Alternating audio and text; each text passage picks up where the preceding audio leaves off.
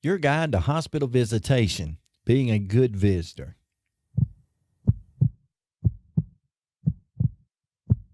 Well, hey, folks, I appreciate you being with us today on the Transplant Helper podcast / YouTube video series.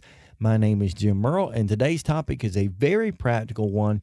Basically, how to be a good visitor. Now, you understand as well as I do, if you've been a patient in the hospital very many times, there is a contrast, a distinction between being a good visitor on the one hand and not so good on the other. You know, a good visitor is someone who encourages you, who helps you to get better, to heal so you can go home.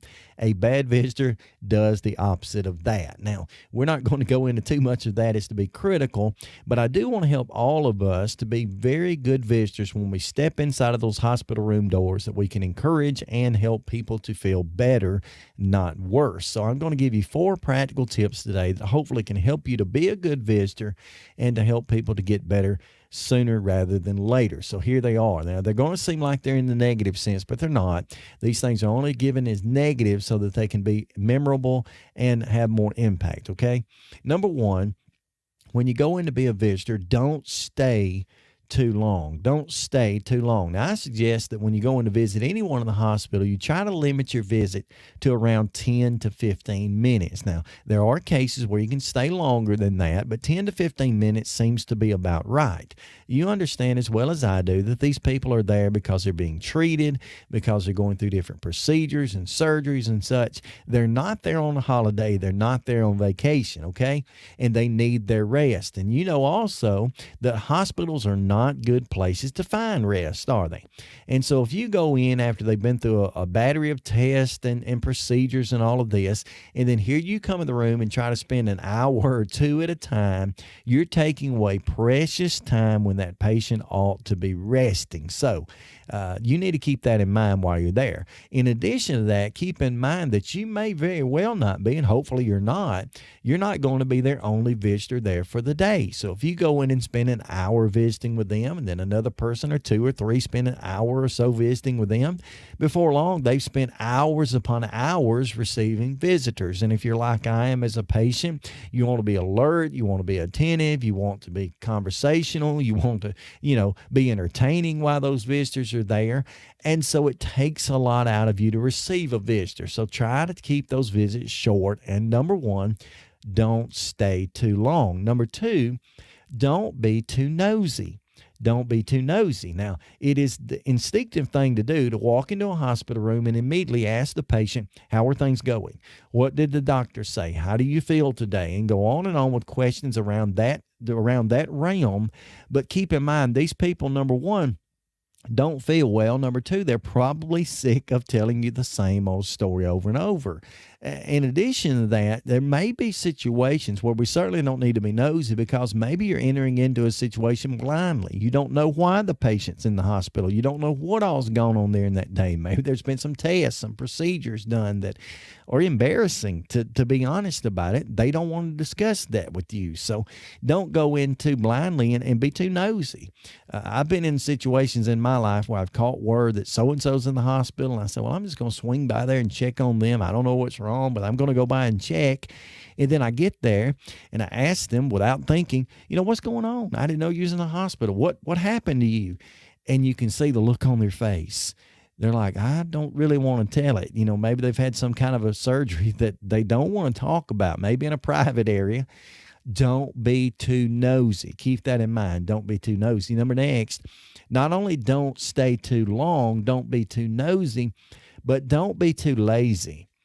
The actual term for being a visitor does not imply someone who simply goes into a room or a situation like a hospital room and just sits and conversates. That's not what being a good visitor is. A good visitor is someone who goes into a room. Yes, they sit and they conversate and they encourage and all of that, but they're also there to serve. They're there to help. They're there to attend to the needs of. That's the term visit, to tend to the needs of. And so maybe you've got a patient there lying in the bed and their foot's come out of the covers. Hey, can I cover your foot back up? You cold? Do you need a blanket? Maybe you got a patient over here whose lunch tray came in a few minutes ago and they can't reach it. Ask them, can I bring that closer? Can I help you to eat your lunch? Can I go get you some more water or something else to drink? Can I go and ask the nurse to come in? Just try to find a way to help and ask them if you can help. And most times a patient will say, no, I'm fine. I don't need anything. But kind of press them a little bit. Ask them if there's anything you can do to help, both in the hospital or back home with their family or their house itself. Find a way to help. Don't be too lazy. Next, don't be too thoughtless.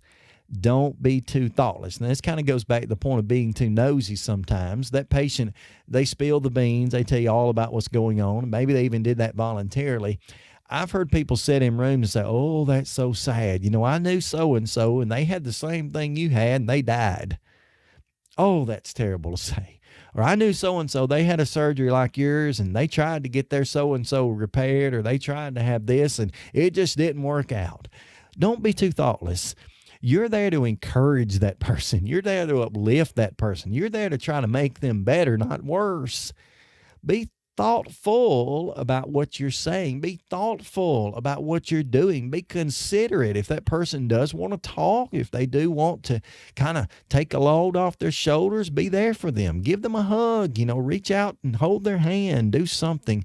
Just let them know that you care. Now, this has been very short. I understand that. I intended that to be that way, but let's review right quick.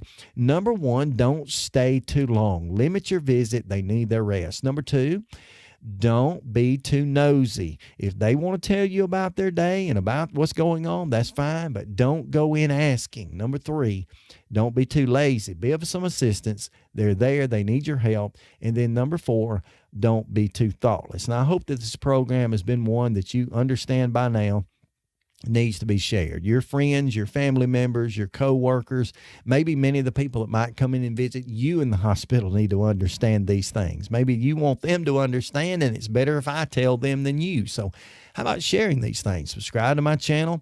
Click that share button, click that like button, whatever you can do to help, but let people know about this. On the other side of this, you don't have to be a transplant patient to know that these practical tips can help anyone who's in the hospital or who's homebound, who's going to receive visitors, or who's going to be a visitor. So I just appreciate you taking time to view this video today.